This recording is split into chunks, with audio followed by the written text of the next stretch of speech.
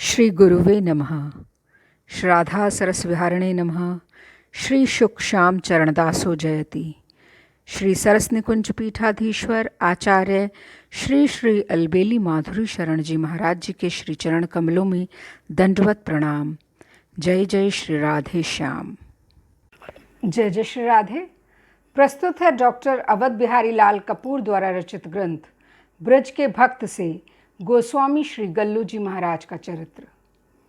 गोस्वामी श्री गल्लू जी महाराज, वृंदावन। श्री ललित किशोरी जी ने अभिलाष माधुरी में अपने एक पद में गोस्वामी श्री गल्लू जी सी रतिमति प्राप्त करने की अभिलाषा व्यक्त की है। कबहुक ऐसी बननी बनेगी, गोस्वामी श्री गल्लू जी सी मेरी मति रति रूप सनेगी।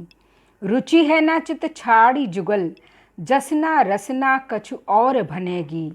ललित किशोरी सुलभ जबैते, पतित उदाहरण पने पनेगी। ललित किशोरी जी स्वयं उच्च कोटि के भक्त थे। गल्लू जी जैसी रतिमति प्राप्त करने की उनकी अभिलाषा से स्पष्ट है कि गल्लू जी महाराज उस समय के व्रज के सर्वोच्च भक्तों में से थे और साधक भक्त उन्हें अपने आदर्श के रूप में देखते थे।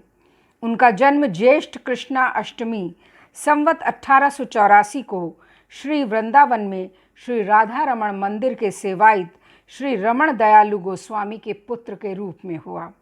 श्री रमण दयालु गोस्वामी अधिकतर फर्रुखाबाद में रहते थे। वहाँ उनके बहुत से शिष्य सेवक थे। वहाँ रहकर गल्लू जी ने विद्या अध्ययन किया। प्रारंभ से ही गल्लू जी की मानसिक स्थिति साधारण लोगों से बहुत भिन्न थी। वे सदा सत्य में प्रतिष्ठित रहते थे, स्वप्न में भी मिथ्या नहीं बोलते थे। वृथा वाक्य उनके मुख से कभी किसी ने नहीं सुना। दैन्य और विनय की वे मूर्ति थे। लोभ उन्हें छूकर भी नहीं गया था। अपना सर्वस्व देकर भी दूसरों की सेवा में सदा तत्पर रहते थे। इन सब गुणों के मूल में थी उनकी भगवत भक्ति। उसी के ये शाखा पल्लव फूल और फल थे। ऐसा कौन सा सद्गुण है जो भक्ति रूपी वृक्ष पर स्वभावतः नहीं फलता। भक्ति गल्लू जी महाराज की नैसर्गिक संपत्ति थी। भक्ति ही उनकी दृष्टि में एकमात्र मूल्यवान वस्तु थी और सभी चीज़ों का मूल्य वे भक्ति की कसौटी पर आंकते थे। इसलिए संसार में उनकी आसक्ति बिल्कुल नहीं थी। संसार को वे भगवत सेवा का साधन मात्र मानते थे, पर दुर्भाग्यवश उनका अपना संसार भगवत सेवा के बहुत अनुकूल न था। उनके पिताजी की आर्थिक स्थिति ठीक न थी। उन पर वृंदावन में बहुत सा कर्ज हो गया था। इसलिए वे वृंदावन छोड़कर फर्रुखाबाद रहने लगे थे। गल्लू जी के भक्ति भाव में इससे अधिक प्रतिकूलता और क्या हो सकती थी कि उनके पिता के ऋण के कारण अपने इष्ट के धाम से उन्हें बाहर रहना पड़े। उन्होंने इस प्रतिकूलता को दूर करने का संकल्प किया, पर यह कार्य आसान तो था नहीं। उनकी उम्र अभी नौकरी या व्यवसाय के लायक तो थी नहीं जो वे ऐसा कुछ कर पिताजी का ऋण चुका सकते। फिर नौकरी या व्यवसाय उनके स्वभाव के अनुकूल भी कब था। वे एक ही कार्य कर सकते थे, वो था हरि कथा कीर्तन। इसलिए उन्होंने कथा कहना आरंभ किया। पहली कथा उन्होंने 10 वर्ष की उम्र में कही लखनऊ में साहब बिहारी लाल जी के घर। उनके पुत्र प्रसिद्ध साहित्यकार श्री राधाचरण गोस्वामी ने लिखा है कि उस कथा से 500 रुपये की भेंट चढ़ी, जो उस समय के लिए एक बहुत बड़ी रकम थी। उससे ऋण का कुछ अंश चुका दिया गया। अल्प अवस्था में ही एक सच्चे भक्त और सुनिपुण कथावाचक के रूप में उभरते हुए गल्लू जी ने भक्त जनों के हृदय में अपना विशिष्ट स्थान बना लिया। ये देख उनके ही कुटुंब के एक व्यक्ति को उनसे ईर्ष्या होने लगी। उन्होंने उन्हें विष दे दिया। उस समय उनकी अवस्था मात्र 16 वर्ष की थी। विष का पता चल गया, उसके निवारण का शीघ्र उपाय किया गया और उनके प्राण की रक्षा हो गई। परिवार के लोगों ने विष खिलाने वाले व्यक्ति की पुलिस में रिपोर्ट करना चाहा, पर गल्लू जी का हृदय इसे गवारा न कर सका। उन्होंने बहुत अनुनय विनय कर उन्हें उनके विरुद्ध कोई कार्रवाई न करने को राजी किया। इसके पश्चात वे जन्म भर उनका यथोचित सत्कार करते रहे। गल्लू जी का विवाह उनके पिताजी ने संवत 1901 में कर दिया, जब उनकी अवस्था मात्र 17 वर्ष की थी। विवाह के कुछ ही दिन बाद उनकी पत्नी का देहांत हो गया। पिताजी ने दूसरा विवाह फर्रुखाबाद की ही एक कन्या से कर देना चाहा। गल्लू जी दूसरे विवाह के पक्ष में न थे।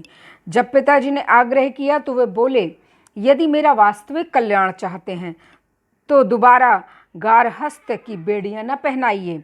यदि पहनानी ही हो तो लोहे की क्यों, सोने की पहनाइए। विवाह संबंध फर्रुखाबाद में न कर वृंदावन की किसी लड़की से कीजिए, जिससे कम से कम उसके संबंध से वृंदावन आना जाना होता रहेगा। पिता ने उनकी बात मान ली। विवाह वृंदावन में श्री जगन्नाथ मिश्र की कन्या श्री सूर्या देवी से कर दिया। गल्लू जी ने धीरे धीरे कथाओं में प्राप्त भेंट के माध्यम से पिताजी का सारा ऋण चुका दिया। पिता पुत्र के वृंदावन जाने का मार्ग प्रशस्त हो गया। दोनों वृंदावन जाकर रहने लगे। वृंदावन जाते समय रास्ते में लुटेरे गाड़ी में घुस गए। गल्लू जी का एक बक्स जिसमें बहुमूल्य ग्रंथ थे लेकर जाने लगे। उन्होंने कहा, भैया इसमें केवल पुस्तकें हैं, ये तुम्हारे काम की नहीं हैं, इन्हें छोड़ जाओ और जो चाहो सो ले जाओ। लुटेरे पुस्तकें छोड़ बाकी सारा सामान ले गए। वृंदावन आने के पश्चात गल्लू जी के जीवन में एक नए अध्याय का शुभारंभ हुआ। श्री राधा रमण जी से उनका प्रीति का संबंध दिनों दिन दृढ़तर होता गया। श्री राधा रमण जी के मंदिर के 40 सेवायत थे जो बारी बारी से उनकी सेवा करते थे। इनकी सेवा प्रति 2.5 वर्ष बाद आती थी। तब तो ये प्राण खोलकर श्री राधा रमण की सारी सेवा करते ही थे। बाकी दिनों में भी मंगला की सेवा ये दूसरों से मांग लेते थे। दूसरे लोग खुशी से उन्हें ये सेवा दे देते थे। कुछ इसलिए कि इस सेवा के लिए उन्हें प्रातः 4 बजे स्नान आदि कर मंदिर में जाना कष्टकर प्रतीत होता था। कुछ इसलिए कि इनके प्रीति भरे आग्रह की वे अवहेलना नहीं कर पाते थे। मंगला की सेवा जैसे इन्हीं के नाम लिख दी गई थी। यदि कभी ऐसा होता कि कोई सेवायित उन्हें मंगला की सेवा न देता तो उसका कारण श्री राधा रमण की अपनी इच्छा ही जानकर कहते, आज मोपे श्री जी को कछु अपराध बन गयो है, जाई सो सेवा नाए दीनी। उस दिन वे मंदिर के बाहर झाड़ू लगाकर ही अपने आप को संतुष्ट कर लेते। झाड़ू लगाते जाते और श्री जी के प्रति प्रणय आक्षेप करते जाते। तुम्हारे घर को कुत्ता, तुम ठुकराओ तो ठुकराओ, जाऊंगो कहाँ, द्वार पर पड़े रह के सेवा तुम्हारी ही करूँगो। श्री राधा रमण के राजभोग के पश्चात वे सेवायत से राधा रमण जी की एक प्रसादी रोटी की भिक्षा मांग लिया करते। ये भी उनका दैनिक नियम था। एक बार एक कर्कश स्वभाव के गोस्वामी ने उन्हें फटकारते हुए कहा, रोज रोज आ जाता है रोटी मांगने, तुझे लज्जा नहीं आती? जा, रोटी नहीं मिलेगी। गल्लू जी ने इसका बुरा न माना, गोस्वामी जी से कुछ नहीं कहा। उनकी दृष्टि में गोस्वामी जी का दोष ही क्या था? रोटी देना ना देना तो राधा रमण जी की अपनी इच्छा पर निर्भर करता था। सेवायत को इतनी स्वतंत्रता कहाँ जो उनकी इच्छा के विरुद्ध उनके प्रसाद की एक कणिका भी किसी को दे सके। इसलिए जब भी उन्हें प्रसादी रोटी न मिलती, उनका कहना सुनना, अभ्यर्थना और अभियोग जो कुछ होता राधा रमण जी के प्रति होता।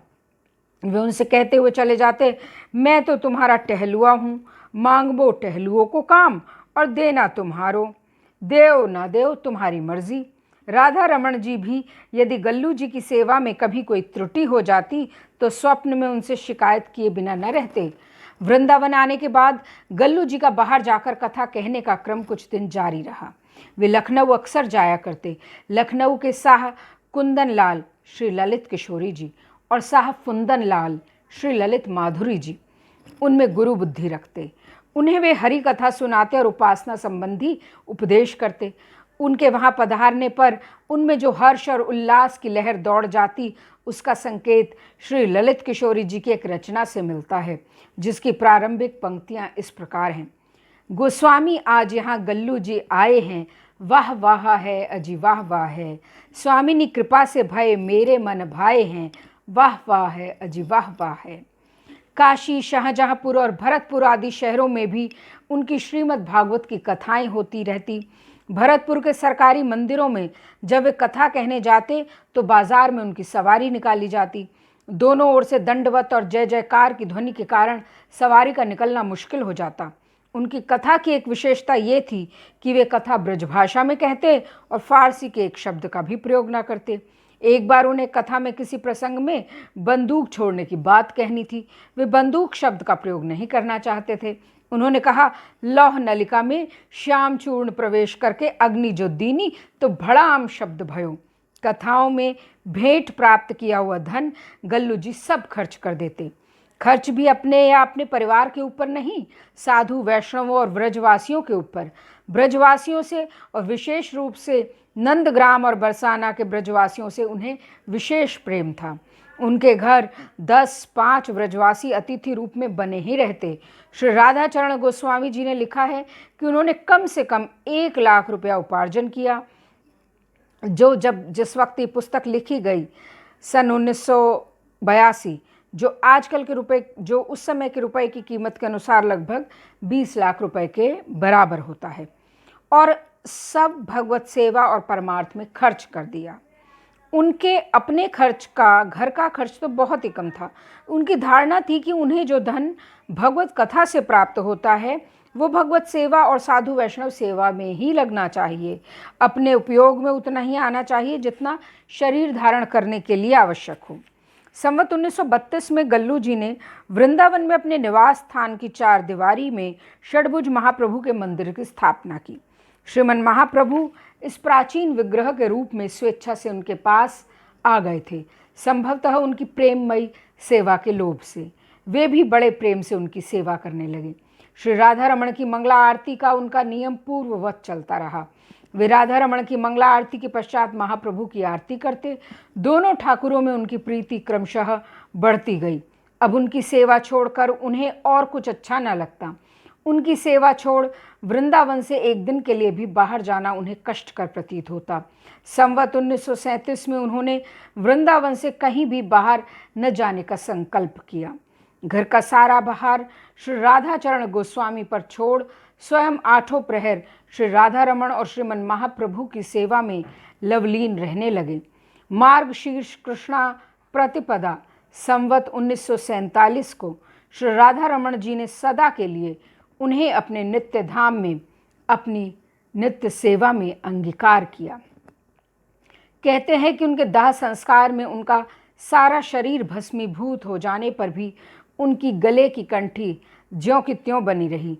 लोग प्रसादी के रूप में उसके दाने ग्रहण करने के लिए उस पर झपट पड़े। जिसके हाथ में एक भी दाना आया वो अपने भाग्य को सराहता चला गया। गल्लू जी ब्रजभाषा के अच्छे कवि थे। वे गुण मंजरी के नाम से पद रचना करते थे। उनके श्री राधा रमण पद मंजरी और श्री युगल छद्म नाम के ग्रंथ प्रकाशित हैं। आज भी श्री राधा रमण के मंदिर में विभिन्न तिथियों पर श्री राधा रमण पद मंजरी के ही पद गाए जाते हैं। श्री राधा सरस बिहारी लाल की जय।